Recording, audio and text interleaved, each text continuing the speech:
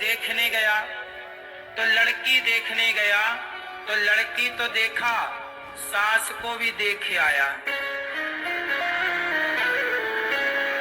है ना। और शादी 16 तारीख की निकली आज की, आज 16 है, आज की शादी थी बेचारी की। लड़की तैयारी कर रही है मेरा ब्याह, लेकिन लड़की अपने पति के संग जाए उसके पहले लड़की के पति के संग लड़की की माँ मतलब दामाद के संग सास भाग गई।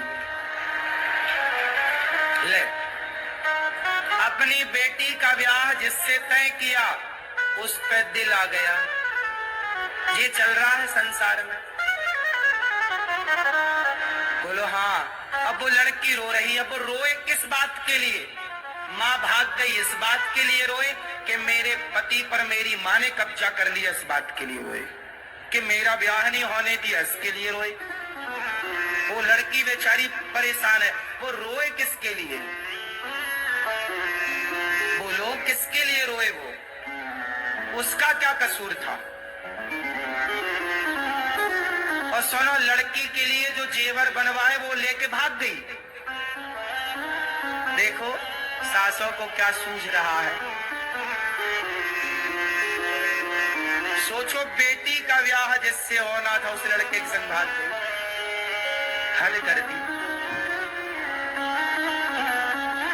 अब बताओ कि इन स्त्रियों से और इन लड़कों से समाज क्या सीखेगी? क्या सीखेगा उनका परिवार? क्या सीखेगा उनका गांव? क्या सीखेगा समाज?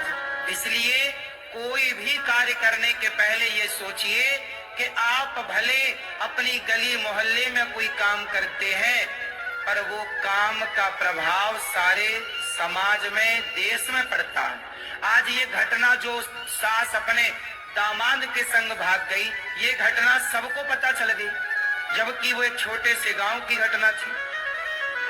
आज के जमाने में थोड़ी कुछ छिपा है, सोशल मीडिया का जमाना है। आदमी 4 किलोमीटर नहीं पहुंच पाता, लाखों किलोमीटर उनकी बातें पहुंच जाती हैं।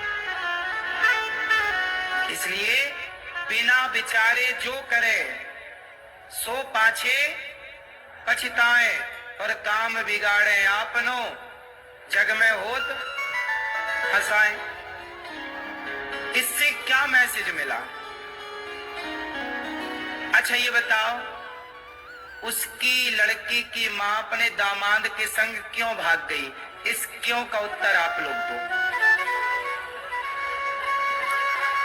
क्यों भाग गई?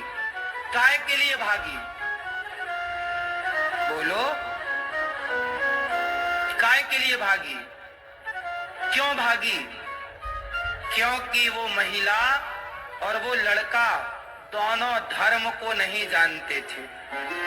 यदि धर्म को जानते तो वो लड़की की माँ ये सोचती कि ये मेरी लड़की का होने वाला पति है, ये मेरे पुत्र के समान है। वो दामाद के संग नहीं भागी, वो अपने बेटे के संग भाग गई। दामाद क्या है? दामाद क्या है? वो अपने बेटे के संग क्यों भाग गई? क्योंकि वो धर्म का ज्ञान, धर्म नहीं जानती। इसलिए कहता हूं, अपनी बेटी अपने बेटे को धर्म का पाठ पढ़ाओ। धर्म पढ़ना जरूरी है और यही तो धर्म है। उस लड़के ने काश पाठ पढ़ा होता कि ये तो मेरी माँ है। सास तो माँ होती है। बोलो, अब इस माँ बेटे के रिश्ते में जरा भी दोष आना पाप है कि नहीं? स्पर्श करना तो पाप है साहब, सोचना भी पाप है या नहीं? लेकिन ना तो उस लड़के ने सोचा, ना तो उस लड़की की माँ ने सोचा। और काहे भाग गई? अपनी वासनाओं के लिए। क्या था? इस बुढ़ापे में भी उसकी वासनाएं पूरी नहीं हुई तो भाग गई जवान लड़के के संग। आजकल आदमी इतना वासनाओं में डूबा हुआ है काम से कल ही मैंने कहा था, अंधे कितने तरह के होते हैं। कामांध, जब काम सिर पर चढ़ता है, वासनाएं, तो व्यक्ति अंधा हो जाता है। इसलिए कहता हूँ, अंधे मत होइए, अपने आप को सत्संग से जोड़ करके और अपने अंदर की बुराइयों को मारिए। मारना है, आपका कोई दुश्मन है। अब बताओ, अपने भीतर की वासनाओं के लिए अपनी बेटी के पति के संग भाग गई, तो वासनाओं को कंट्रोल किया होता, मार दिया होता अपनी इच्छाओं को, तो इस कलंक से बच जाती कि नहीं। अब वो भाग कर कहाँ जाएगी?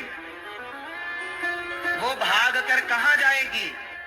पकड़ी जाएगी, क्या मुंह दिखा पाएगी? यहाँ भी बिगड़ गया